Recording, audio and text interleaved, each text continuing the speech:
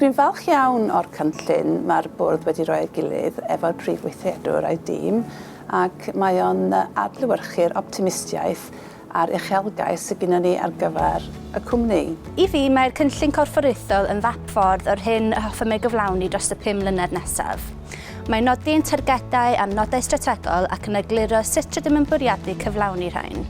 Mae'r 5 thema sydd yn y cynllun yn gweithio gyda'i gilydd fyddai'n meddwl, sef twf, cynaliadwy, diogelwch, cymorth a gwasanaethau ardderchog. Ond wrach bod gwasanaethau ardderchog yn crynhoi y 5 efo'i gilydd, achos mae darparu cartrefi fforddiadwy ydy pwrpas newydd yn y pen draw.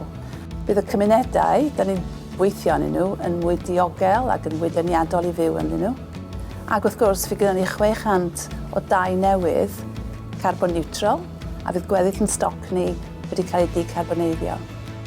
Dwi'n gallu uniaethu efo'r gwerthoedd mae'r bwrdd wedi ddewis ar gyfer y cynllun. Caredigrwydd, gonestrwydd, ffocws ar bobl ac yn y blaen. A dwi'n meddwl bod nhw'n amlygu hunain o'r bwrdd, a'r prif weithredwr, a'i dîm, a'r staff, a bod nhw'n gallu cael ei gweld gan y tenantiaid a'n partneriaid mewn Llywodraeth leol a Llywodraeth Cymru ac yn y cymunedau da ni'n gweithio yn nhw. I'r tenantiaid, mae'n ddogfen allan nhw gyfeirio ato fo i weld be gallen nhw ddisgwyl gan newydd a mesur ei lwyddiant yn erbyn y cynllun. O safbwynt personol, dwi'n teimlo bod newydd yn le tosturiol i weithio, sy'n wirioneddol yn cymryd teimladau a lles i staff a'i tenantiaid o ddifrif. Dwi'n teimlo bod hyn yn cael ei adlewyrchu yn y gwerthoedd a ddiwisiwyd fel y nodir yn y cynllun.